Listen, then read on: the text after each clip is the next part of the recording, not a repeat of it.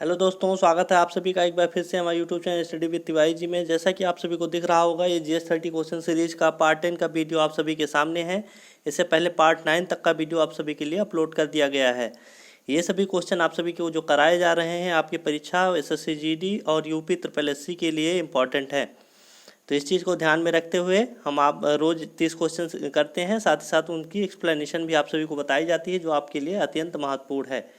अपने सेशन की तरफ मूव करेंगे। इससे पहले आपको बताना चाहेंगे, अगर आपने हमारे YouTube channel study with Tiwari ji को सब्सक्राइब नहीं किया है तो इसे आज ही सब्सक्राइब कर लीजिए, और अगर आपको हमारा वीडियो अच्छा लगता है तो इसे लाइक और शेयर ज़रूर कीजिए। आज के पहले क्वेश्चन की तरफ बढ़ेंगे। ये सभी क्वेश्चन आप सभी को पॉलिटी से कराए जा रहे हैं, जो आपके पेपर में UP SSC पेपर में 5 क्वेश्चन पूछे जाएंगे भारतीय संविधान से।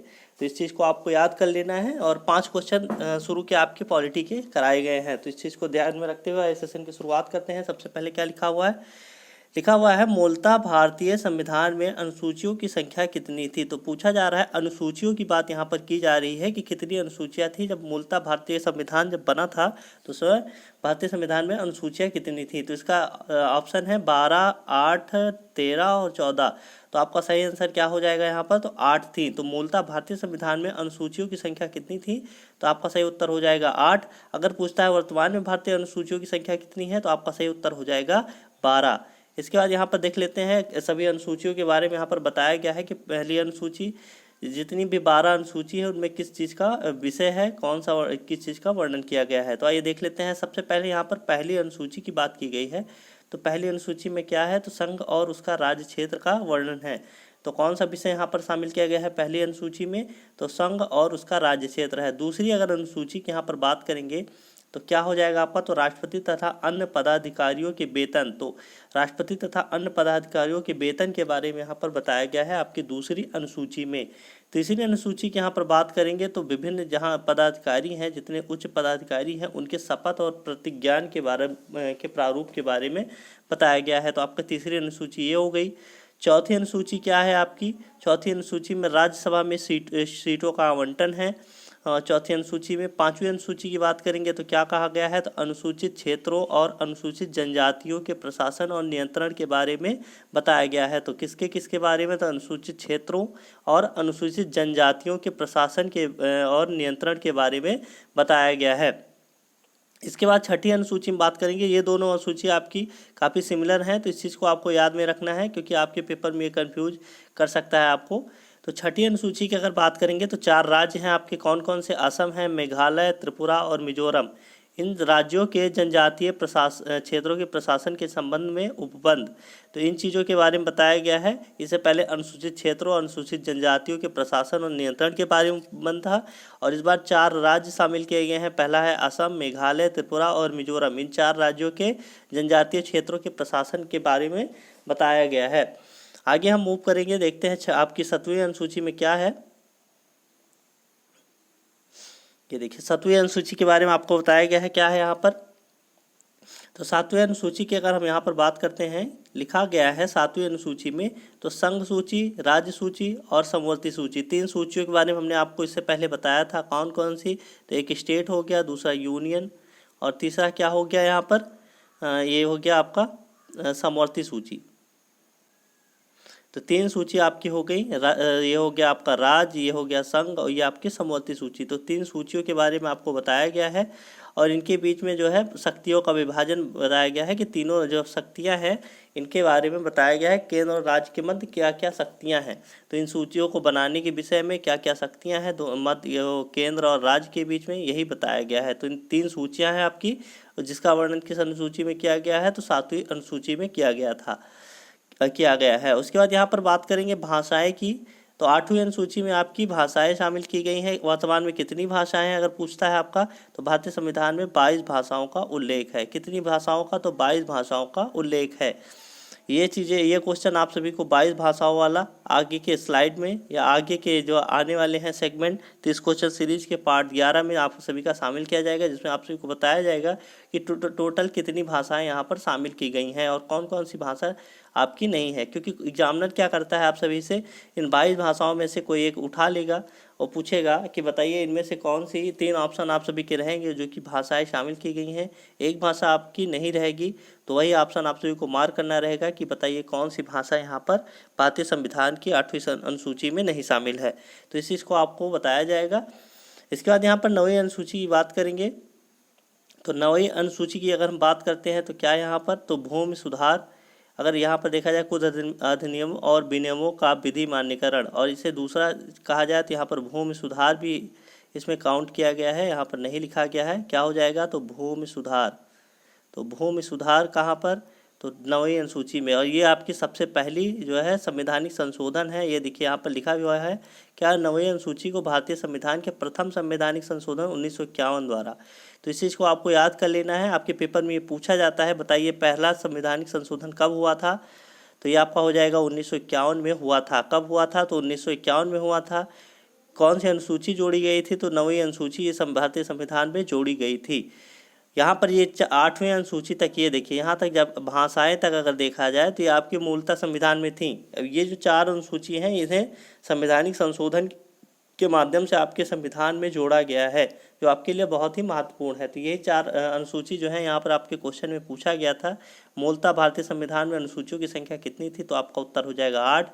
भाषाओं तक का जो अनुसूची है, जो 8वीं अनुसूची है जिसमें भाषा का वर्णन है, वहाँ तक ये आपकी अनुसूची पहले संविधान में थी। उसके बाद यहाँ पर 12 कब हुई, तो 4 अनुसूची आप सभी की बाद में जोड़ी गई हैं संवैधानिक संशोधन के माध्यम से। 10वीं अनुसूची की बात करेंगे तो ये दल बदल कानून के आधार पर बताता है कि दल परिवर्तन के आधार पर आयोक्ता, अगर कोई एक पार्टी है उसके नेता हैं दल बदल करते हैं, मतलब एक दल से दूसरे दल में जाते हैं, उसी चीज़ के बारे में यहाँ पर बताया गया है कि अयोग्य घोषित किए जाएंगे।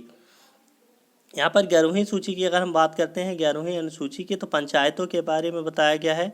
तो किसके बारे में, तो पंचायतों के बारे में बताया गया है। और 12वीं अनुसूची की अगर बात करेंगे तो नगर पालिका के बारे में बताया गया है। तो आइए देख लेते हैं इन सभी अनुसूचियों को किस संवैधानिक संशोधन के द्वारा यहाँ पर जोड़ा गया है। तो 9वीं अनुसूची के बारे में बात करेंगे तो ये प्रथम संवैधानिक संशोधन 1951 द्वारा। 10वीं की अगर हम बात करते हैं तो 52वें संवैधानिक संशोधन 1985 द्वारा। किसके द्वारा, तो 52वें संवैधानिक संशोधन 1985 द्वारा। 11वीं अनुसूची की बात करेंगे 73वां संवैधानिक संशोधन 1992 द्वारा, जो कि आपका पंचायत है। इसके आगे हम बात करेंगे 12वीं अनुसूची की, तो इसमें आप सभी को क्या बताया गया है, तो 74वें संवैधानिक संशोधन 1992 द्वारा इसे जोड़ा गया था। इसमें किसका वर्णन है, तो नगर पालिकाओं के संबंध में उपबंध के बारे में यहाँ पर वर्णन किया गया है। तो इस चीज़ को आपको याद कर लेना है। 9वीं अनुसूची की अगर हम बात करेंगे, 9वीं अनुसूची की यहाँ पर बात करेंगे, मिनट से हम हटा लेते हैं जिससे आपको चीज़ें आसानी से दिखाई पड़े। ये देखिए आप सभी को दिख रहा होगा यहाँ पर क्या लिखा गया है। तो सबसे पहले यहाँ पर 9वीं अनुसूची की बात करेंगे। ये देखिए प्रथम संवैधानिक संशोधन 1951 द्वारा। तो इस चीज़ को आपको याद कर लेना है कि किस संवैधानिक संशोधन द्वारा किस अनुसूची को जोड़ा गया है। तो 9वीं अनुसूची को प्रथम संवैधानिक संशोधन 1951 द्वारा, 10वीं अनुसूची को 52वें संवैधानिक संशोधन 1985 द्वारा, और 11वीं अनुसूची को 73वें संवैधानिक संशोधन 1992 द्वारा, और लास्ट आपकी जो है 12वीं अनुसूची उसे 74वें संवैधानिक संशोधन 1992 द्वारा जोड़ा गया। 4 अनुसूचियाँ जोड़ी गई हैं। 9वीं अनुसूची में भूमि सुधार हो जाएगा, यहाँ पर 10वीं अनुसूची में दल बदल कानून हो जाएगा, 11वीं अनुसूची में आपका पंचायत से संबंध है, और 12वीं अनुसूची आपका नगर पालिका से संबंधित है। इसके बाद यहाँ पर हम देखते हैं नीचे आपका क्या बताया गया है। ये देखिए आपकी भाषाओं के बारे में बताया गया। तो 8वीं अनुसूची में ये देखिए भाषाएं, तो क्या किया गया यहाँ पर, मूलतः भारतीय संविधान की 8वीं अनुसूची में 14 भाषाओं का वर्णन था। तो पहले कितनी भाषाएं आपकी थी, तो टोटल 14 भाषाएं थी। कहाँ पर, तो भारतीय संविधान में, ये 8वीं अनुसूची में सिर्फ 14 भाषाएं थी। तो यहाँ पर 21वां संवैधानिक संशोधन 1967 द्वारा कौन कौन सी, सिंधी को 71वें संवैधानिक संशोधन 1992 द्वारा कोंकणी, मणिपुरी, नेपाली, कौन कौन सी, कोंकणी, मणिपुरी, नेपाली। तो कोंकणी, मणिपुरी, नेपाली को किस संवैधानिक संशोधन द्वारा, तो 71वें संवैधानिक संशोधन 1992 द्वारा। उसके बाद 92वें संवैधानिक संशोधन 2003 द्वारा बोडो, डोगरी, मैथिली और संथाली इन भाषाओं को जोड़ा गया। तो टोटल आपकी कितनी भाषाएं यहाँ पर जोड़ी गई, तो 8 भाषाएं और जोड़ दी गई। टोटल आपकी हो गई वर्तमान में 22 भाषाएं आपकी यहाँ पर 8वीं अनुसूची में हैं। तो टोटल वर्तमान में 22 भाषाओं का वर्णन है। तो 8वीं अनुसूची में कितनी भाषाओं का वर्णन है? तो 22 भाषाओं कौन कौन सी? तो यहाँ पर कौन कौन सी अनुसूची जोड़ी गई है? तो यहाँ पर कौन कौन सी भाषाएं? तो सबसे पहले सिंधी, उसके बाद कोंकणी, मणिपुरी, नेपाली और आखिरी है बोडो, डोगरी, मैथिली और संथाली। तो इन 8 भाषाओं को भारतीय संविधान की 8वीं अनुसूची में जोड़ा गया है। इसके बाद यहाँ मूव करेंगे नेक्स्ट क्वेश्चन की ओर। लिखा हुआ है राष्ट्रपति द्वारा संसद के दोनों सदनों के लिए कुल कितने सदस्य नामित किए जा सकते हैं? 4 ऑप्शन आप सभी के सामने हैं। पहला ऑप्शन है 16, दूसरा ऑप्शन है 10, तीसरा ऑप्शन है 12 और चौथा ऑप्शन है 14। तो राष्ट्रपति द्वारा यहाँ पर बात की गई है लोकसभा के लिए, ये देखिए संसद के लिए, संसद के दोनों सदनों की यहाँ पर बात की जा रही है। आपको यहाँ पर दिख रहा होगा, इस क्वेश्चन को आपको ध्यान से देखना। क्या बोला गया है? संसद के दोनों सदनों के लिए। किसके लिए बात की जा रही है? संसद के 2 सदन आपके लोकसभा हो जाएंगे और दूसरा सदन आपका हो जाएगा क्या? राज्यसभा। तो इन दोनों सदनों के लिए बात की जा रही है कितने सदस्य नामित किए जा सकते हैं। तो यहाँ पर लोकसभा की अगर हम बात करेंगे तो आपका कितना होता है? तो 2 सदस्य नामित किए जाते हैं। किस अनुच्छेद के अनुसार? तो अनुच्छेद आपका हो जाएगा 331 के अनुसार। इसे 104वां अगर वर्तमान में देखा जाए तो 104वां संवैधानिक संशोधन द्वारा इसे क्या किया गया? हटा दिया गया है। तो 104वां संवैधानिक संशोधन द्वारा इसे भारतीय संविधान से हटा दिया गया है, इसमें संशोधन कर दिया गया है। और अगर राज्यसभा की यहाँ पर बात करेंगे तो इसमें कहाँ पर? तो ये 12 सदस्य हो जाएंगे। किस अनुच्छेद के अनुसार? तो 80 के 1 के अनुसार। तो 80 के 1 के अनुसार राज्यसभा के 12 सदस्य नामित किए जाते हैं, 2 सदस्य लोकसभा के अनुच्छेद 331 के अनुसार। तो यहाँ पर 104वां संवैधानिक संशोधन द्वारा इसमें क्या किया? तो संशोधन कर दिया गया है। तो ये विधेयक यहाँ पर पेश हुआ था। तो इसको हम देखते हुए ये क्वेश्चन को आपका टोटल कितना हो जाएगा? तो 14 इसका सही आंसर हो जाएगा। आइए देखते हैं नेक्स्ट क्वेश्चन क्या लिखा हुआ है। भारतीय संविधान के भाग 1 में किसका वर्णन है? 4 ऑप्शन आप सभी के सामने है। पहला ऑप्शन नागरिकता, दूसरा ऑप्शन है मूलभूत अधिकार, तीसरा ऑप्शन संघ और उसका राज्य क्षेत्र, चौथा ऑप्शन है राज्य के नीति निर्देशक तत्व। तो अगर यहाँ पर बात किसकी की गई है? तो भाग 1 की गई है। भारतीय संविधान में कितने भाग हैं? तो आपका सही आंसर क्या हो जाएगा? तो 22 भाग हैं। भाषाएं कितनी हैं? तो 22 भाषाएं हैं। अनुसूची की अगर बात करेगा तो कितनी अनुसूचियां हैं? तो 12 अनुसूचियां हैं। अगर यहाँ पर सूची की बात करता है कितनी सूचियां हैं? तो 3 हैं। कौन कौन सी? राज्य सूची, संघ सूची और समवर्ती सूची। 3 सूचियाँ आपकी हैं, संघ सूची, राज्य सूची और समवर्ती सूची। तो ये आपकी टोटल इतना है। और उसके बाद अनुच्छेद की यहाँ पर बात करेंगे तो 395 अनुच्छेद हैं, जिसमें आप सभी के सब क्लॉज करके अन्य अनुच्छेद भी जोड़े गए हैं। तो ये आपके टोटल यहाँ पर हो गए 395 अनुच्छेद, 12 आपकी क्या हो गई? यहाँ पर 12 अनुसूचियाँ हो गई, 22 भाषाएं हो गई, 22 भाग हो गए और यहाँ पर 3 क्या हो गई? तो यहाँ पर सूचियाँ हो गई और 395 अनुच्छेद हो गए। इस चीज़ को आपको याद करना है। ये सभी एडिशनल जानकारी आपकी यहाँ पर दी गई हैं। अगर यहाँ पर मूल कर्तव्य की बात करता है तो 11 आपके मूल कर्तव्य हो जाएंगे। इसके बाद यहाँ पर देखते हैं भाग 1 में किसका वर्णन ये आप सभी से पूछा गया है। तो आपका पहला भाग 1 में क्या हो जाएगा? यहाँ पर संघ और उसका राज्य क्षेत्र के बारे में बताया गया है। किस भाग में? तो भाग 1 में बताया गया है। यहाँ पर दूसरा भाग है तो ये नागरिकता से संबंधित है, भाग 2। भाग 2 है, नागरिकता से संबंधित है। अगर अनुच्छेद की बात करेंगे, ये देखिए यहाँ पर आप सभी के सामने हम अनुच्छेद भी लिख दे रहे हैं। तो अगर संघ और उसका राज्य क्षेत्र की बात की जाएगी तो आपका क्या हो जाएगा? तो 1 से 4 अनुच्छेद तक इसका वर्णन है। वहाँ नागरिकता की बात की जाएगी तो 5 से 11 अनुच्छेद तक का इसका वर्णन है। इसके बाद यहाँ पर हम मूलभूत अधिकार की बात करेंगे तो ये आपका भाग 3 में आ गया। इसमें आप सभी का क्या है? 5 से 11। ये आपका कितना हो जाएगा?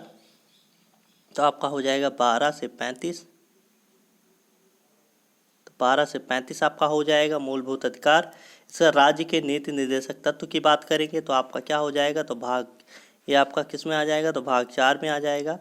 और ये कहाँ से कहाँ तक है? तो ये हो जाएगा आपका 36 से 51 तक। तो आपके अनुच्छेद के बारे में हमने बता दिया है, साथ ही साथ कौन से भाग हैं। तो भाग 1 में आपका हो जाएगा संघ और उसका राज्य क्षेत्र, अनुच्छेद 1 से 4 तक। भाग 2 में नागरिकता 5 से 11 तक। मूलभूत अधिकार आपके भाग 3 में हो जाएंगे, जिसे क्या कहा जाता है? मूल अधिकार भी कहा जाता है। तो 12 से आपका हो गया 35। उसके बाद यहाँ पर देखते हैं लास्ट आपका राज्य के नीति निर्देशक तत्व, तो भाग 4 में 36 से 51 अनुच्छेद तक इसका वर्णन है। देखते हैं नेक्स्ट क्वेश्चन क्या लिखा हुआ है। निम्नलिखित में से किसे भारतीय संविधान की आत्मा कहा जाता है? भारतीय संविधान की आत्मा की बात की जा रही है, किसे कहा जाता है? 4 ऑप्शन आप सभी के सामने है। पहला आपका मूलभूत अधिकार है, दूसरा ऑप्शन है प्रस्तावना, तीसरा ऑप्शन है मौलिक कर्तव्य और चौथा संसद। आपका सही आंसर क्या हो जाएगा? अगर संविधान की आत्मा की यहाँ पर बात की जाएगी तो आप सभी का उत्तर हो जाएगा प्रस्तावना। तो संविधान की प्रस्तावना, यहाँ पर संविधान की प्रस्तावना को संविधान की आत्मा कहा जाता है। इसे उद्देशिका भी कहा जाता है। इस चीज़ को आपको याद रखना होगा, क्योंकि आपके ऑप्शन में ये भी आ सकता है, क्या?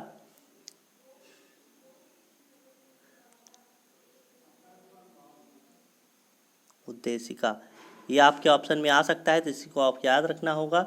तो प्रस्तावना या उद्देशिका को भारतीय संविधान की आत्मा कहा जाता है। देखते हैं नेक्स्ट क्वेश्चन क्या लिखा हुआ है।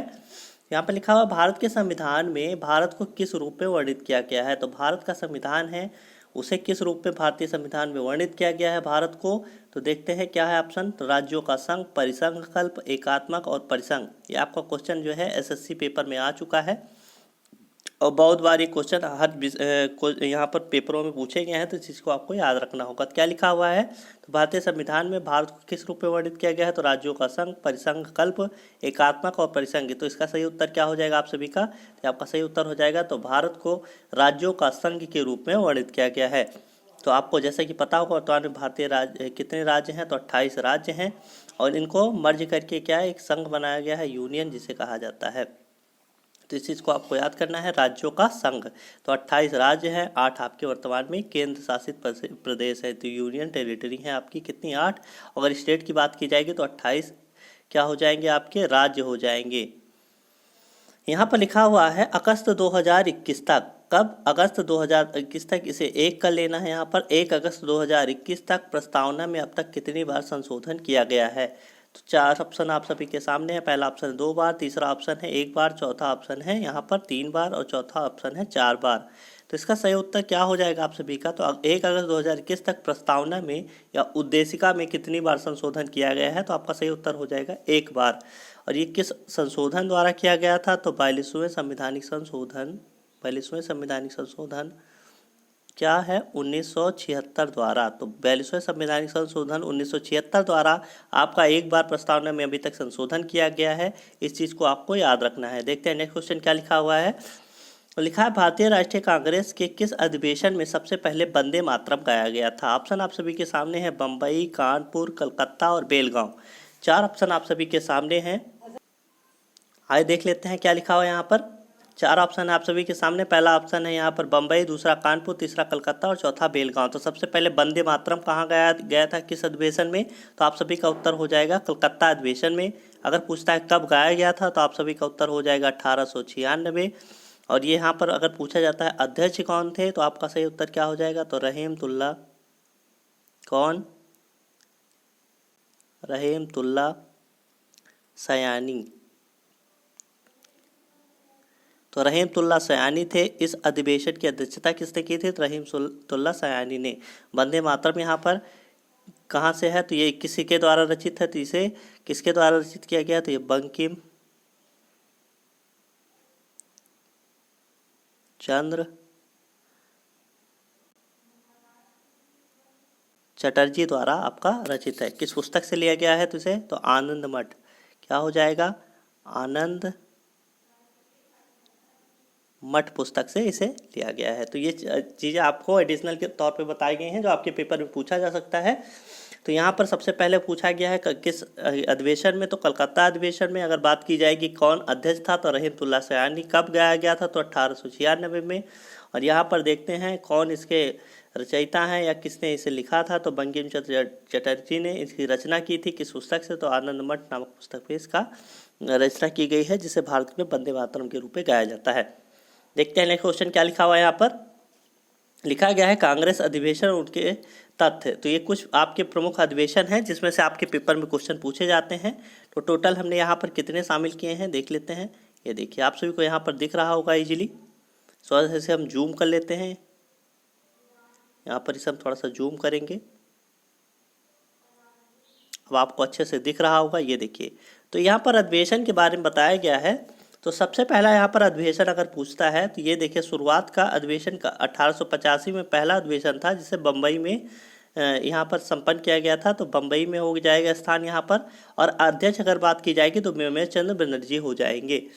और यहाँ पर टोटल यहाँ पर आपके क्वेश्चन पूछता है, बताइए कितने प्रतिनिधि शामिल हुए थे आपके पहले अधिवेशन में जो कि 1885 में हुआ था। तो आपका सही उत्तर क्या हो जाएगा, तो 72 प्रतिनिधि शामिल थे। अलग अलग प्रांतों से 72 प्रतिनिधि शामिल थे। इस चीज़ आपको याद कर लेनी है, ये आपके विशेष के रूप में लिखा गया है क्योंकि आपके पेपर में पूछा जाता है। तो ये 4 चीज़ें, ये आपकी टोटल यहाँ पर 5 चीज़ें कौन कौन सी, तो ये एक वर्ष, साथ ही साथ स्थान, अध्यक्ष और विशेष। ये चीज़ें आप सभी के लिए बहुत ही इंपॉर्टेंट है क्योंकि ये चीज़ें आपके सभी के लिए उठाई गई हैं जहाँ से वहाँ पर ये क्वेश्चन देखा जाए तो बहुत बार पूछा गया है। तो सबसे पहले पूछ लेगा, बताइए कांग्रेस का पहला अधिवेशन कब हुआ था, तो 1885 में। कहाँ हुआ था, तो बम्बई में। इसके अध्यक्ष कौन थे, तो मेमेश चंद्र बनर्जी हो जाएंगे। और प्रतिनिधि की बात की जाएगी तो 72 प्रतिनिधि यहाँ पर शामिल थे। यहाँ पर तीसरा यहाँ पर अधिवेशन देखते हैं, तो ये क्या हो जाएगा, 1887 में इसे हुआ था। कहाँ पर हुआ था, तो मद्रास में हो जाएगा। और इसके अध्यक्ष कौन थे, तो बदरुद्दीन तैयब जी हो जाएंगे। और प्रथम यहाँ पर विशेषता क्या थी, तो ये क्या थे, तो प्रथम मुस्लिम अध्यक्ष थे। तो बदरुद्दीन तैयब जी की बात की जाएगी तो ये प्रथम मुस्लिम अध्यक्ष थे। कब हुआ था अधिवेशन, तो 1887 में। कहाँ पर, तो मद्रास में हुआ था। चौथे यहाँ पर अधिवेशन की बात करेंगे तो 1888 में हुआ था। कब, 1888 में। कहाँ पर हुआ था, तो इलाहाबाद में हुआ था। और ये यहाँ का अध्यक्ष कौन थे, तो जॉर्ज यूल को अध्यक्ष यहाँ पर चुना गया था, बनाया गया था। और यहाँ पर प्रथम ये क्या हो गए थे, तो अंग्रेज अध्यक्ष। तो ये चीज़ें आपकी विशेष रूप से पूछी जाती हैं। बताइए कांग्रेस के किस अधिवेशन में प्रथम अंग्रेज अध्यक्ष था। तो प्रथम अंग्रेज कौन था जिसने अध्यक्षता की थी भारतीय राष्ट्रीय कांग्रेस की, तो आपका सही उत्तर हो जाएगा जॉर्ज यूल। कब की थी, तो ये 1888 हो जाए। कहाँ की थी, तो इलाहाबाद में की थी। किस अधिवेशन में, तो इलाहाबाद अधिवेशन में 1888 में जॉर्ज यूल ने यहाँ पर अध्यक्षता की थी। और ये आपका चौथा अधिवेशन था। 22वां यहाँ पर देखते हैं, 22वां अधिवेशन लिखा गया है 1906 में। 1905 में आपका बंगाल विभाजन हुआ था। 1906 में यहाँ पर देखा जाए तो ये आपका क्या हो गया, कलकत्ता। और कलकत्ता यहाँ पर हो जाएगा दादा भाई नौरोजी। ये देखिए दादा भाई नौरोजी ने इसकी अध्यक्षता की थी। और क्या किया गया था, तो पहली बार स्वराज शब्द का प्रयोग। तो पहली बार स्वराज शब्द का प्रयोग दादा भाई नौरोजी की अध्यक्षता में कलकत्ता में 1906 में हुआ था। तो ये चीज़ें आपको याद कर लेनी है। 23वां यहाँ पर देखें, 23वां की बात करें तो 1907 में ये घटित हुआ था। कब, तो 1907 में ये संपन्न हुआ था। कहाँ पर, तो ये सूरत में। अब कुछ विशेष कारणों की वजह से इसे स्थगित कर दिया गया था। तो 23वां 1907 में हुआ, सूरत में स्थगित कर दिया गया। रास बिहारी बोस यहाँ के अध्यक्ष थे। और कांग्रेस का प्रथम विभाजन हुआ था। तो ये चीज़ें आपको दिख रहा होगा, आपके पेपर में पूछी जाती है। अगर आपने इससे पहले पेपर दिया होगा किसी भी वैकेंसी का, तो आप सभी के लिए बहुत ही इम्पॉर्टेंट हो जाते हैं ये सभी जो आपके विशेष रूप से लिखे गए हैं अधिवेशन। क्योंकि कांग्रेस का पहला विभाजन अगर पूछ लेता है आपके पेपर में कब हुआ था, तो 1907 में हुआ था। किस अधिवेशन में, तो सूरत अधिवेशन में। और यहाँ की अध्यक्षता किसने की थी, तो रास बिहारी बोस ने। तो ये 4 चीज़ें आपके पेपर में पूछी जा सकती हैं। 4 तरीके से क्वेश्चन आप सभी के बनते हैं। उसके बाद यहाँ पर देखते हैं 26वां की बात करें। ये देखिए आपके सबके सामने होगा 26वां। ये देखिए 26वां आप सभी के सामने है। तो 26वां की अगर बात करेंगे तो 1911 में हुआ था। कब, कलकत्ता में हुआ था। उसके बाद इसकी अध्यक्षता किसने की थी, तो पंडित बिशन नारायण दत्त ने की थी। और ये चीज़ आपके लिए और मुख्य रूप से इम्पॉर्टेंट है, पहली बार जनगण मन कब गाया गया था, तो 1911 के कलकत्ता अधिवेशन में गाया गया था। जिसकी अध्यक्षता किसने की थी, तो पंडित बिशन नारायण दत्त ने की थी। और इसके किसके द्वारा गाया गया था, सरला देवी द्वारा, जो कि रविन्द्रनाथ टैगोर की भतीजी थी। और जनगण मन के रचयिता कौन है, तो कौन हो जाएंगे, रविन्द्रनाथ टैगोर हो जाएंगे। उसके बाद यहाँ पर देखते हैं 41वां की अगर बात करें तो 1916 में संपन्न हुआ था लखनऊ में। अंबिका चरण मजूमदार यहाँ के अध्यक्ष थे। और कांग्रेस मुस्लिम लीग पैक्ट, तो यहाँ पर गरम दल और नरम दल तो यहाँ पर थे। तो उनका क्या हो गया था, ये देखिए 1907 में यहाँ पर आप सभी को यहाँ पर दिखाना चाहेंगे। ये देखिए क्या लिखा हुआ है, तो कांग्रेस का प्रथम विभाजन कब, 1907 में। और यहाँ पर 1916 में अगर आते हैं 41वां की बात करें लखनऊ में, यहाँ पर दोनों क्या हो गए थे, तो दोनों में समझौता हो गया था। तो कांग्रेस मुस्लिम लीग पैक्ट कब हुआ था, तो 1916 में। किस अधिवेशन में, तो लखनऊ अधिवेशन में। अध्यक्षता किसने की थी, तो अंबिका चरण मजूमदार ने की थी। इससे पहले रास बिहारी बोस ने अध्यक्षता की थी सूरत अधिवेशन की 1907 में। वहाँ पर कांग्रेस का पहला विभाजन हो गया था। किसमें हुआ था, तो गरम और नरम दल में हो गया था। यहाँ पर देखते हैं 32वां की अगर बात की जाए। ये देखिए 32वां 1917 में हुआ था। कब, 1917 में कलकत्ता अधिवेशन में हुआ था। एनी बेसेंट यहाँ पर थी। क्या अध्यक्ष के रूप में और प्रथम महिला अध्यक्ष। ये चीज़ आपको बहुत ही कंफ्यूजिंग है, आपके पेपर में पूछा जाता है। बताइए कांग्रेस की पहली महिला अध्यक्ष कौन थी। तो यहाँ पर क्या हो जाएगा, एनी बेसेंट हो जाएगा। ये चीज़ें आपके पहले पिछले जितने भी सेगमेंट हुए हैं, यहाँ पर देखा जाए 1 से 9 तक, ये आपका 10वां है। तो उसमें यहाँ पर ये चीज़ें मुख्य रूप से अगर आपका क्वेश्चन आता है कांग्रेस से, तो ये चीज़ें आपको बार बार बताई जा रही हैं कि प्रथम महिला अध्यक्ष की अगर बात की जाएगी तो एनी बेसेंट हो जाएंगी। और अध्यक्षता कहाँ की थी, तो कलकत्ता में। और कब की थी, तो 1917 में। तो इस चीज़ को आपको याद कर लेना है। नीचे आपको दिया गया है, ये देखिए 40वां की बात की जाएगी, ये 40वां। ये आपकी किस में थी, तो 32वें में थी, या 40वें में थी। 1925 में कानपुर में सरोजिनी नायडू। और ये क्या थी, तो प्रथम भारतीय महिला अध्यक्ष। तो ये चीज़ आपको याद कर लेना है। प्रथम भारतीय महिला अध्यक्ष की बात करेगा तो आपका क्या हो जाएगा, तो सरोजिनी नायडू हो जाएगा। किस अधिवेशन में, तो कानपुर अधिवेशन में। कब, 1925 में। कौन सा अधिवेशन था, तो 40वां अधिवेशन था। और ऊपर यहाँ पर देखा गया है प्रथम महिला अध्यक्ष की बात की जाएगी तो एनी बेसेंट हो जाएंगी, कलकत्ता में 1917 में। और इन्होंने क्या की थी, अध्यक्षता की थी।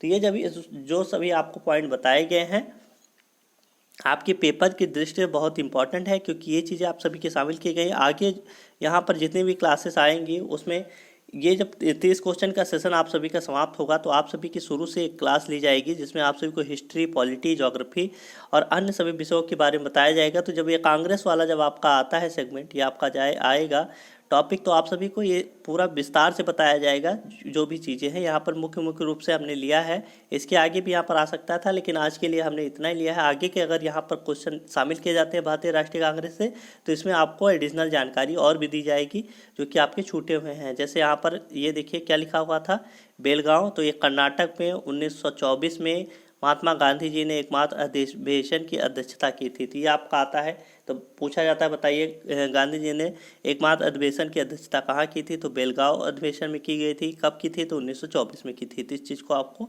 एडिशनल के रूप में बताया जाएगा। कुछ यहाँ पर छूटे हुए हैं, मुख्य रूप से हमने यहाँ पर जो आपके पेपर में पूछे जा सकते हैं वो लिए गए हैं। आगे वाले सेगमेंट में मीन्स पार्ट 11-12 में ये आप सभी के लिए और भारतीय राष्ट्रीय कांग्रेस से क्वेश्चन लाए जाएंगे जो आपके लिए मुख्य रूप से इंपॉर्टेंट है आपके पेपर को देखते हुए। आइए देखते हैं नेक्स्ट क्वेश्चन क्या लिखा हुआ है। लिखा गया है किस भारतीय राज्य पर कब्जा करने के लिए राज्य अपहरण नीति को नहीं अपनाया गया था। 4 ऑप्शन आप सभी के सामने हैं। राज्य अपहरण नीति के लिए किसे जाना जाता है, तो आपका क्या हो जाएगा, लॉर्ड डलहौजी को जाना जाता है। तो किसे, लॉर्ड डलहौजी। राज्य अपहरण नीति इसने क्या की थी, तो चालू की थी। तो यहाँ पर देखते हैं किसने राज्य अपहरण नीति पर कब्जा, या किस भारतीय राज्य पर कब्जा करने के लिए राज्य अपहरण नीति को नहीं अपनाया गया था, तो सतारा, नागपुर, झांसी, पंजाब। तो आपका सही उत्तर क्या हो जाएगा, तो पंजाब को यहाँ पर नहीं अपनाया गया था राज्य अपहरण नीति के तहत। और ये 4 जो आपके 3 ऑप्शन हैं इन्हें क्या किया गया था, तो राज्य अपहरण नीति में इन राज्यों पर कब्जा कर लिया गया था। तो ये नीति अपनाई गई थी। यहाँ पर देखते हैं लिखे क्या लिखा हुआ है, तो दूसरा आंग्ल सिख युद्ध हुआ था कब, 1849, 1848-49 के पश्चात तो पंजाब का कंपनी के साम्राज्य में विलय कर लिया गया। तो दूसरे आंग्ल सिख युद्ध, ये देखिए 1849-50 के पश्चात क्या किया गया, तो पंजाब का कंपनी के साम्राज्य में विलय कर लिया गया था। और राज्य अपहरण नीति की बात करेंगे तो के अंतर्गत पंजाब पर कब्जा नहीं किया गया था। जबकि सतारा, ये सतारा आपका क्या आ गया, तो 1948 या 1848। झांसी की अगर बात करेंगे तो 1853 और नागपुर 1854। तो इस चीज़ को आपको याद कर लेना है। सतारा 1848 है, झांसी 1853 है और नागपुर 1854 है। डलहौजी के व्यापगत के सिद्धांत के अंतर्गत क्या कर लिए गए थे, तो यहाँ पर तो ये अपहरित कर लिए गए थे। तो इस चीज़ को आपको याद कर लेना है। कब, तो सतारा की बात करेंगे तो 1848 हो जाएगा, झांसी की बात करेंगे तो 1853 और नागपुर की 1854 में हो जाएगा। डॉक्ट्रिन ऑफ लैप्स किसने प्रारंभ किया था, डॉक्ट्रिन ऑफ लैप्स किसने प्रारंभ किया था। 4 ऑप्शन आप सभी के सामने है, लॉर्ड बेलेजली, लॉर्ड कर्जन, लॉर्ड डलहौजी और लॉर्ड लिटन। तो इसका सही उत्तर क्या हो जाएगा, लॉर्ड डलहौजी। ये देखिए इसी चीज़ को किस चीज़ को, ये देखिए राज्य अपहरण नीति को और क्या कहा जाता है, तो इस चीज़ को आपको याद कर लेना है, आपके पेपर के लिए इंपॉर्टेंट है। डॉक्ट्रिन ऑफ लैप्स ये क्या हो जाएगा, तो लॉर्ड डलहौजी ने इसे चालू किया गया था। और ये देखिए डॉक्ट्रिन ऑफ लैप्स या व्यक्तिगत सिद्धांत का आरंभ लॉर्ड डलहौजी ने किया था। इस सिद्धांत के आधार पर 1848 ईस्वी में, जैसे कि आपको पिछले क्वेश्चन में बताया गया, सतारा 1849 में, क्या जैतपुर, संबलपुर को 1850 में, यहाँ देखिए किसको 1849 में, जैतपुर और संबलपुर को। तो 1848 में सतारा हो जाएगा, 1849 में जैतपुर और संभलपुर, 1850 में बघाट और 1852 में उदयपुर, 1853 में झांसी, 1854 में नागपुर और 1855 में करौली को अंग्रेजी राज में मिला लिया गया था। तो ये सभी यहाँ पर जहाँ ये देखिए 1848 से लेकर यहाँ पर आप सभी का कहाँ तक, तो करौली तक। इस चीज़ को आपको याद कर लेना है, आपके पेपर में पूछा जा सकता है। बताइए राज्य अपहरण नीति के तहत सतारा को कब अपहरित कर लिया गया था? तो ये आपका सही उत्तर हो जाएगा 1848 में। तो 1838 पे आपका एक बार फिर से हम रिकॉल कर लेते हैं। तो 1848 में सतारा हो गया, 1849 में जैतपुर और संभलपुर हो गया, 1850 में आपका क्या हो गया, तो बघाट हो गया, 1852 में उदयपुर, 1853 में झांसी, 1854 में नागपुर और 1855 में आपका क्या हो गया, तो करौली हो गया। इसकी लिखा गया है, इनके अतिरिक्त कुशासन के आरोप में डलहौजी द्वारा 1856 में अवध को भी विलय कर लिया गया। तो 1856 में अवध का विलय कर लिया गया। इससे पहले 1855 तक अन्य सभी यहाँ पर देखा जाए तो ये जो दिए गए हैं सतारा, ये सभी स्थानों का क्या किया गया था, ये देखिए विलय कर लिया गया था। तो भारतीय राज्य थे उस समय ये सब। इसके बाद यहाँ पर देखते हैं नेक्स्ट क्वेश्चन क्या लिखा हुआ है। तो किसकी विफलता के कारण, किसकी विफलता के बाद स्वराज पार्टी बनाई गई थी? चार ऑप्शन आप सभी के सामने, असहयोग आंदोलन, शबने अवज्ञा आंदोलन, भारत छोड़ो आंदोलन और चंपारण सत्याग्रह। तो इसका सही उत्तर क्या हो जाएगा आप सभी का? तो इसका सही उत्तर हो जाएगा आपका असहयोग आंदोलन की विफलता के बाद स्वराज पार्टी बनाई गई थी। भारत छोड़ो आंदोलन की बात करेंगे तो ये कब हुआ था, तो 1942 में हुआ था। अगर असहयोग आंदोलन की बात करते हैं तो 1921 में हुआ था। तो इस चीज़ को आपको याद कर लेना है। देखते हैं यहाँ पर आगे। तो असहयोग आंदोलन की विफलता के बाद वर्ष कब, 1923 में स्वराज पार्टी बनाई गई थी। तो कब, इस चीज़ को आपको याद कर लेना है। 1923 में बनाई गई थी। क्या स्वराज पार्टी बनाई गई थी असहयोग आंदोलन की विफलता के बाद। अब इसके संस्थापक की बात कर लेते हैं। तो इसके संस्थापक कौन थे? तो अध्यक्ष थे CR दास, चित्तरंजन दास जिसे कहा जाता है। उसके यहाँ पर क्या हो जाएगा यहाँ पर, और महासचिव कौन थे? तो मोतीलाल नेहरू द्वारा। तो चित्तरंजन दास और महासचिव मोतीलाल नेहरू द्वारा क्या किया गया, तो स्वराज पार्टी बनाई गई। उसके बाद इस पार्टी का मुख्य उद्देश्य क्या था, तो चुनाव के माध्यम से काउंसिलों में प्रवेश करना तथा उन्हें काम न करने देकर 1919 के भारत शासन अधिनियम का उच्छेदन करना था। तो क्या उद्देश्य था इस पार्टी का, तो मुख्य उद्देश्य चुनाव के माध्यम से काउंसिलों में प्रवेश कर तथा उन्हें काम न करने देकर 1919 में भारत शासन अधिनियम का उच्छेदन करना था। आइए देखते हैं नेक्स्ट क्वेश्चन क्या लिखा हुआ है। यहाँ पर लिखा गया है भारत का अधिकार क्षेत्र, ये देखिए भारत को अधिकार क्षेत्र का दर्जा मीन्स डोमिनियन स्टेट किस तारीख को मिला था। तो भारत को अधिकार क्षेत्र का दर्जा कब मिला था, किस तारीख को मिला था? चार ऑप्शन आप सभी के सामने। पहला ऑप्शन है 15 जनवरी 1947, दूसरा ऑप्शन है 15 अगस्त 1947, तीसरा ऑप्शन है 15 अगस्त 1950, तीसरा ऑप्शन है 15 अक्टूबर 1947। तो आपका सही उत्तर क्या हो जाएगा? तो भारत को डोमिनियन स्टेट दर्जा कब मिला था? तो आपका उत्तर हो जाएगा 15 अगस्त 1947 को मिला था। तो ये देखते हैं क्या लिखा हुआ यहाँ पर। माउंटबेटन योजना के आधार पर ही 4 जुलाई 1947 को ब्रिटिश संसद में भारतीय स्वतंत्रता विधेयक पेश हुआ था। तो 4 जुलाई 1947 को माउंटबेटन योजना के आधार पर संसद में क्या पेश किया गया था? भारतीय स्वतंत्रता विधेयक पेश किया गया था। 18 जुलाई की बात आती है तो 18 जुलाई 1947 को इसे स्वीकृति मिल गई थी। इसके अनुसार देश को 15 अगस्त, कब? 15 अगस्त 1947 को दो डोमिनियन भारत और पाकिस्तान, तो ये देखिए यहाँ पर विलय कर लिया गया, दो में बांट दिया गया था इसे। तो भारत और पाकिस्तान का यहाँ पर दो डोमिनियन स्टेट यहाँ पर बात किया जाए तो यहाँ पर बांट दिया गया था। इस प्रकार भारत को इसी तिथि को डोमिनियन स्टेट का दर्जा प्राप्त हुआ था। तो कब? 15 अगस्त 1947 को। और यहाँ पर दो डेट दी गई हैं। 4 जुलाई 1947 को ब्रिटिश संसद में भारतीय स्वतंत्रता विधेयक पेश हुआ था और 18 जुलाई 1947 को इसे परमिशन मिली थी, इस पर ग्रांट मिल गई थी। इसके बाद यहाँ पर दो डोमिनियन स्टेट यहाँ पर कौन कौन से, तो भारत और पाकिस्तान 15 अगस्त 1947 को विभाजित कर दिए गए थे। इस प्रकार भारत को इसी तिथि को डोमिनियन स्टेट्स का दर्जा प्राप्त होता है। इस चीज़ को आपको आशा करते हैं ये चीज़ें आपको समझ में आ गई होगी। अगर आपको हमारा सेशन अच्छा लग रहा है तो इसे लाइक और शेयर जरूर कीजिए। क्या लिखा है यहाँ पर?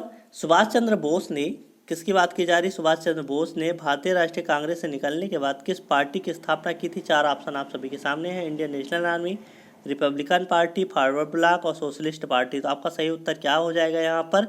तो यहाँ पर सुभाष चंद्र बोस ने भारतीय राष्ट्रीय कांग्रेस से कब यहाँ पर अलग हो गए थे? तो 1939 में मतभेद हो गया था गांधी जी और यहाँ पर सुभाष चंद्र बोस में कौन सा अधिवेशन था? तो ये त्रिपुरी अधिवेशन था। कहाँ पर? त्रिपुरी अधिवेशन में, यहाँ पर अलग हो गए थे। और ये देखिए सुभाष चंद्र बोस के बारे में पूछा गया है कि बताइए भारतीय राष्ट्रीय कांग्रेस से जब वो 1939 में निकल गए थे किस अधिवेशन में? त्रिपुरी अधिवेशन में। तो उन्होंने किस पार्टी की स्थापना की थी? तो आपका सही उत्तर हो जाएगा फॉरवर्ड ब्लॉक की उन्होंने स्थापना की थी।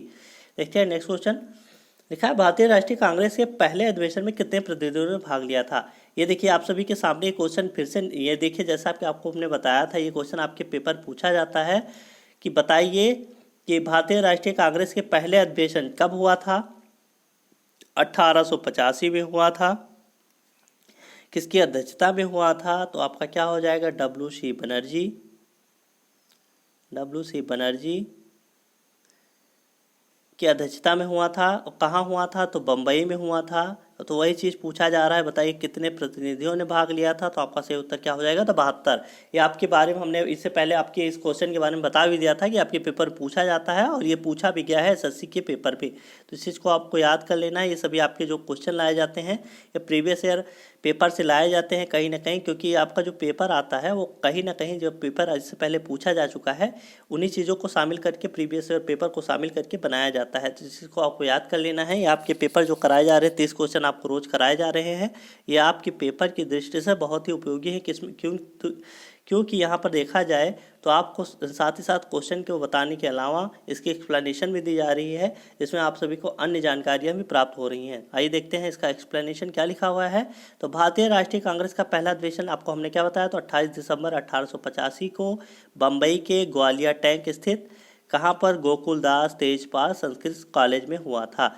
तो ये चीज़ आपको याद कर लेनी है। कहाँ पर? तो गोकुलदास तेजपाल संस्कृत कॉलेज में हुआ था, बम्बई में ग्वालियर टैंक के पास स्थित है। कब हुआ था? तो 28 दिसंबर 1885 को बम्बई में हुआ था। अध्यक्षता किसने की थी? तो डब्ल्यू.सी. बनर्जी ने की थी।